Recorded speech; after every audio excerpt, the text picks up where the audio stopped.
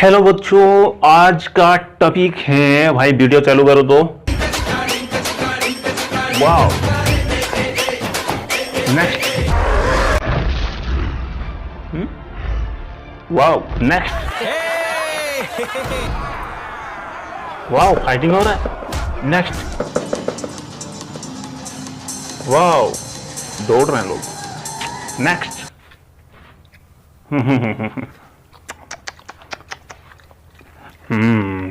Next. अभी और next नहीं है, आप वीडियो बंद करो। देखो बच्चों, जितने सारे एक्टिविटी यहाँ पे आप देखे हो ना, फाइटिंग करना, दौड़ना, उठना, बैठना, खाना खाना, ये सब एक्टिविटी के लिए कौन जिम्मेदार है? हमारा बॉडी मूवमेंट करता है, तो ये बॉडी का मूवमेंट के लिए कौन जिम्मेदार है? Who is responsible for the movement of body? सीधा सा बात है, मसल की वजह से ही हमारा बॉडी मूवमेंट कर सकता है।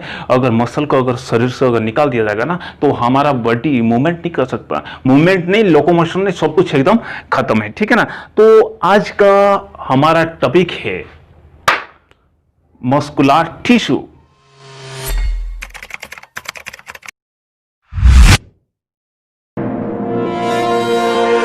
मस्कुलर टिश्यू एक प्रकार का एनिमल टिश्यू है जो कि कुछ मसल सेल से बने हुए होते हैं। तो मस्कुलर टिश्यू किससे बने हैं? मसल सेल से बने हैं। लेकिन ये मसल सेल्स को मसल फाइबर कहते हैं लोग। Sorry, muscle fibre. Muscle cells को मसल फाइबर्स क्यों कहते हैं? क्योंकि इसका जो शेप है ना, बाकी सेल से बहुत अलग है।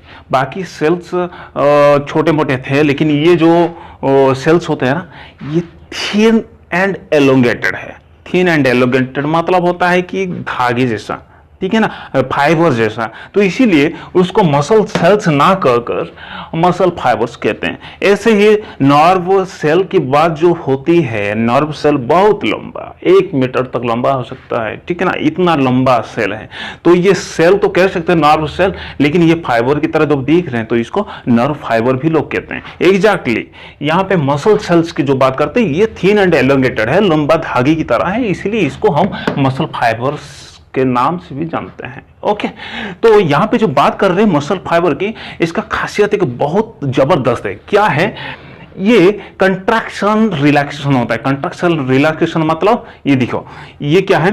कंट्रैक्शन ऐसा हुआ, रिलैक्सेशन। कौन कंट्रैक्शन रिलैक्सेशन कर रहा है? ये रबर है, ठीक है ना, रबर बैंड है। पर एग्जैक्टली इस तरह ही मसल फाइबर कंट्रैक्शन रिलैक्सेशन करता है। ठीक है ना? अभी सवाल ये उठता है कि ये मसल फाइबर या मसल सेल कंट्रैक्शन रिलैक्सेशन क्यों होता है, किसके वजह से होता है? आज तक हमने जितने भी सेल्स के बारे में पढ़े हैं, कोई भी सेल ऐसे प्रॉपर्टी नहीं दिखाया है।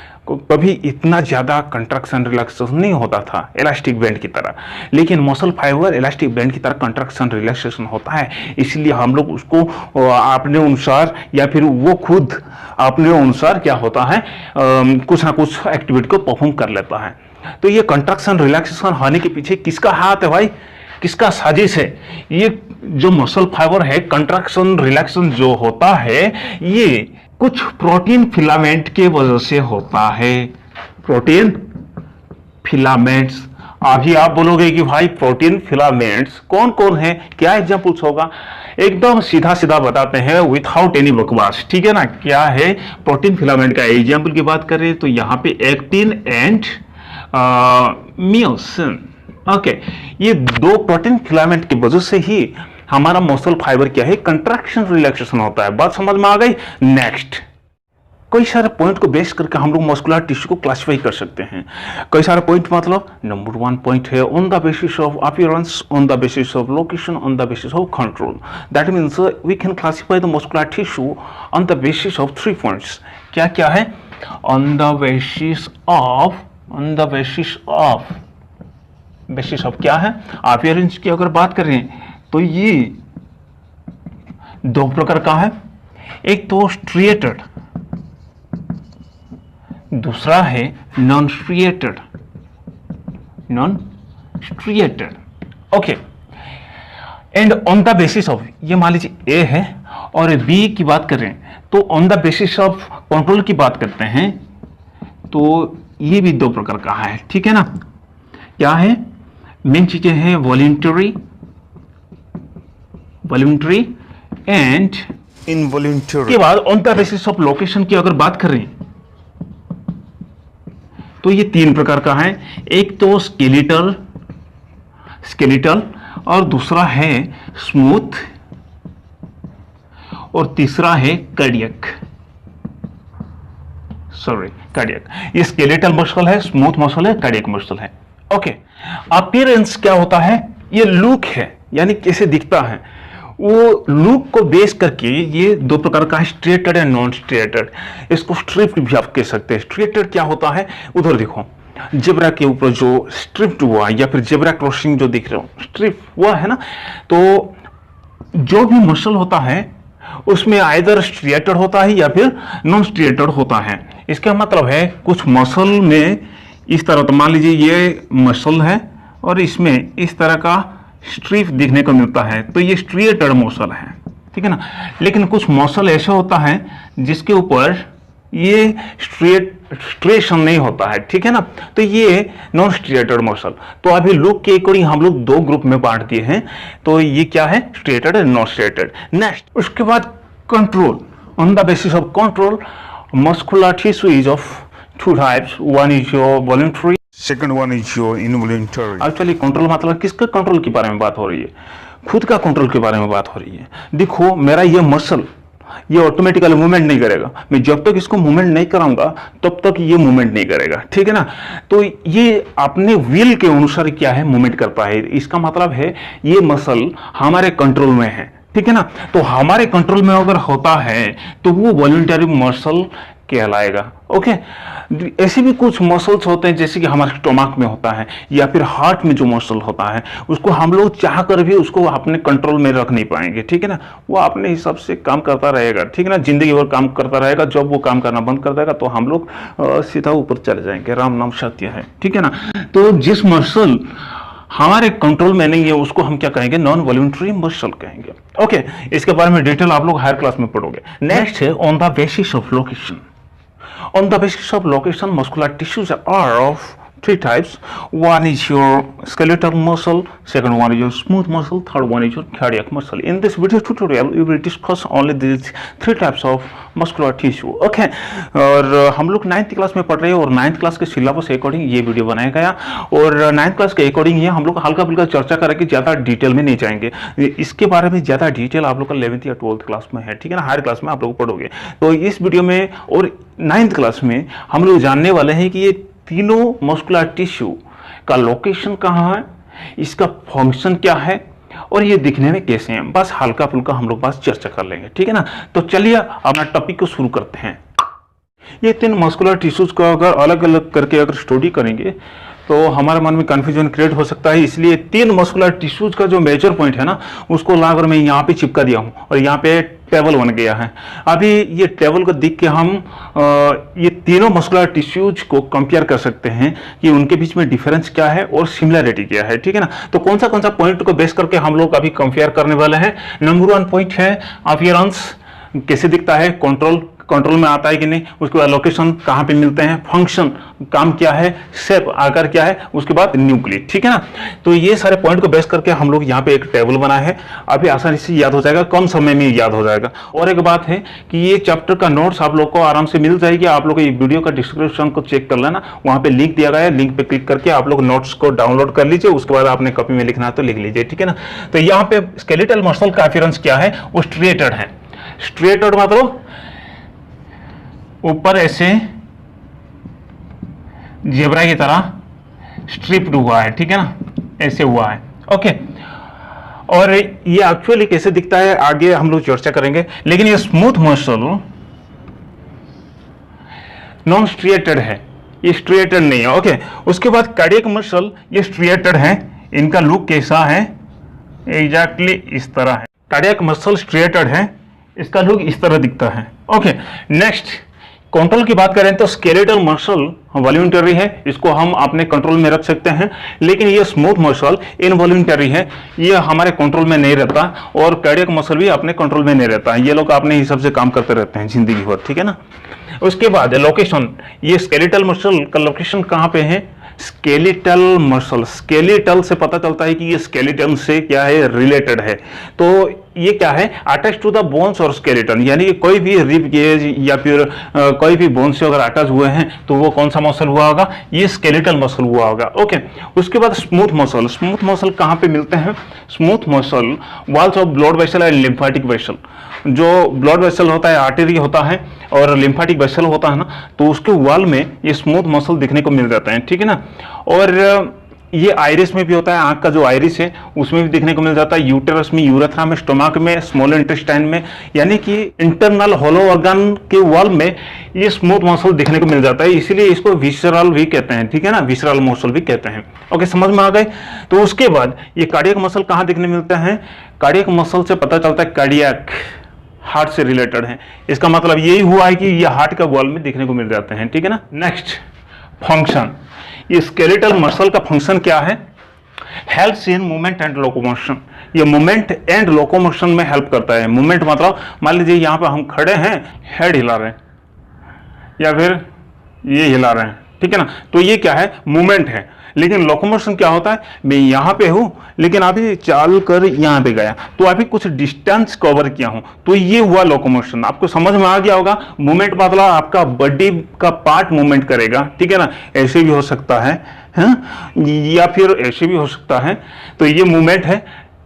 और लोकोमोशन का मतलब क्या हुआ? एक पॉइंट से दूसरा पॉइंट को जो हम लोग जाते हैं, ठीक है ना, जा रहे हैं, तो इसको हम क्या कहेंगे? लोकोमोशन कहेंगे। Next smooth muscle, smooth muscle का काम क्या है? दे वर्क ऑटोमेटिकली, मैं शॉर्टकट में ऐसे लिखा कि दे वर्क ऑटोमेटिकली, इसको हम लोग कंट्रोल कर नहीं सकते हैं। तो ऑटोमेटिकली क्या क्या वर्क होता है मैं आप ही बता रहा हूँ। जैसे कि मान लीजिए कभी आपने सुना होगा कि यूरिन जो निकलता है यूरेथ्रा से होकर, ये किसके वजह से होता है? ये स्मूथ मसल के वजह से होता है, ठीक है ना, क्योंकि ब्लैडर से, यूरिनरी ब्लैडर से जो भी यूरिन निकलता है बाहर की ओर, वो किसके वजह से निकलता है? स्मूथ मसल के वजह से निकलता है।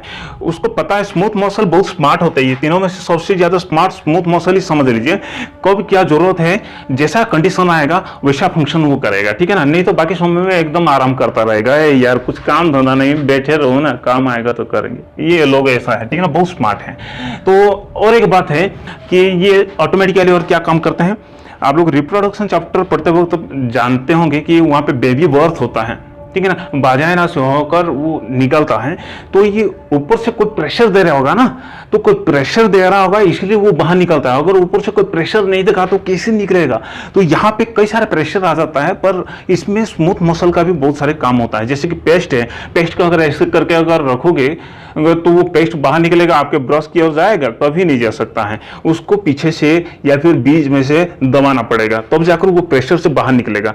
ये जो दबाने का प्रेशर जनरेट करने का काम कौन कर रहा है? यहाँ पे स्मूथ मसल कर रहा है, ठीक है ना, बहुत स्मार्ट है। मैं कहा हूं, जब जैसा काम पड़ेगा ना तो वैसा काम करेगा, ठीक है ना।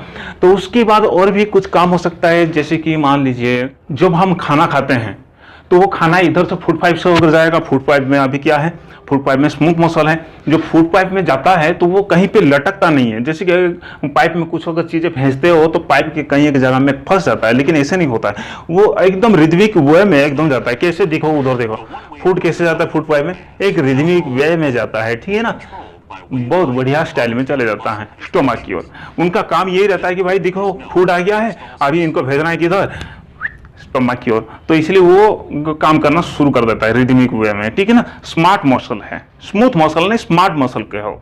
और उसके बाद और एक चीज है कि आप अगर उल्टा अगर हो जाते हो, नीचे सर है और आपका पैर ऊपर है और खा रहे हो, तो आपका खाना ऊपर की ओर जाएगा, पेट तो आपका ऊपर है ना, तो कैसे जाएगा? अगर स्मार्ट मसल या स्मूथ मसल ऐसे अगर काम नहीं करता, रिदमिक वे में अगर तुम्हारा फूड पाइप काम नहीं करता, तो वो खाना अंदर नहीं जा सकता, ठीक है ना।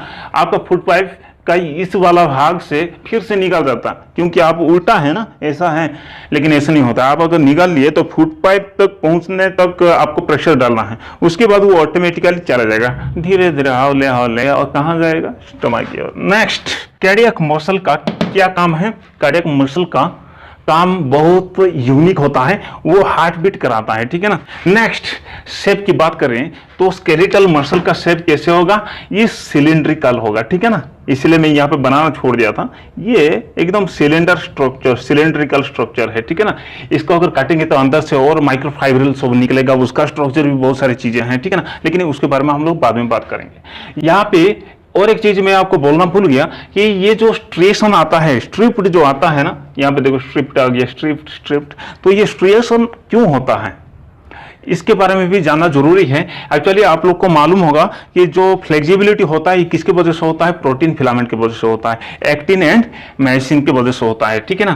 तो जब मायोसिन यहाँ पे एक जगह पैरेलल होकर अगर जब लेंथ वाइज रहेंगे तो ये डार्क बैंड बना लेते हैं जिसको हम स्ट्रिएटेड कहते हैं। उसके बाद ये जो लाइट दिख रहे हो ना व्हाइट कलर का, ये एक्टिन की वजह से होता है।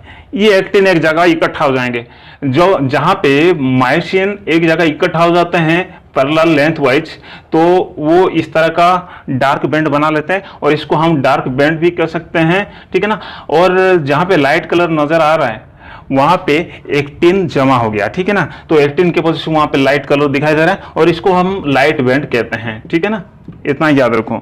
नेक्स्ट, ये स्मूथ मसल का शेप कैसा है, स्पिंडल है।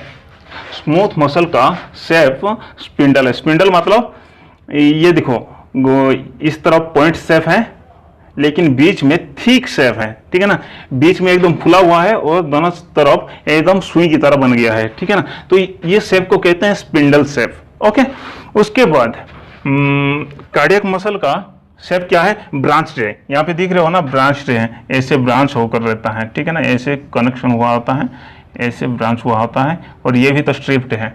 ओके, समझ में आ गया बात। ये कार्डियक मसल की बात कर रहे हैं। ये ब्रांच रही, स्पिंडल है, ये सिलेंडर है, सिलेंड्रिकल है। अभी देखेंगे कि ये जो स्केलेटल मस्कुलर टिश्यू है, स्केलेटल मसल में जो भी सेल्स होते हैं उनके सेल्स में कितने कितने न्यूक्लियस होते हैं। तो स्केलेटल मसल की जो बात करते हैं ना, तो ये स्केलेटल मसल में मोर देन 1 न्यूक्लियस होते हैं, मोर देन 1 न्यूक्लियस। यानी कि यहाँ पे रेड कलर में बना दे रहा हूँ, ये जो चीज दिख रही है स्केलेटल मसल है, तो यहाँ पे ऐसे न्यूक्लियस होता है, ठीक है ना, एकदम थोड़ा किनारे की ओर पेरिफेरल होते हैं, ठीक है ना, न्यूक्लियस होते हैं, एकाधिक न्यूक्लियस। और ये क्या है, स्मूथ मसल। स्मूथ मसल में कितना है, 1 है, यानी कि एकदम सेंट्रल पोजीशन में एक न्यूक्लियस रहता है स्मूथ मसल में, ठीक है ना, और बाकी सब स्मूथ नजर आता है, इसमें कोई स्ट्रिएशन नहीं है, ठीक है ना। तो स्ट्रिएशन नहीं है, स्मूथ दिखता है, इसीलिए इसका नाम है स्मूथ मसल। और ये स्मूथ मसल ज्यादातर तो इंटरनल हॉलो ऑर्गन में मिलते हैं, जैसे स्टोमक, स्मॉल इंटेस्टाइन, ये सब चीजों में, हॉलो ऑर्गन में, इसलिए इसको हम विसरल भी कहते हैं। ये सब चीजें आप लोग याद रखो, ठीक है ना। उसके बाद कार्डियक मसल में भी जो सेल्स होते हैं वो सेल्स में एक एक न्यूक्लियस होता है, ठीक है ना। मान लीजिए ये एक सेल है तो इसमें एक न्यूक्लियस होगा, ये एक सेल है तो यहाँ पे एक न्यूक्लियस होगा, दिखाई दे रहा है ना। ओके, तो ये एक सेल है तो यहाँ पे एक न्यूक्लियस होगा, ठीक है ना। I hope all of you have understood the point what I taught you in this video tutorial. If you like the video, then press like button. If you are new to my channel, then press subscribe button to get subscribed.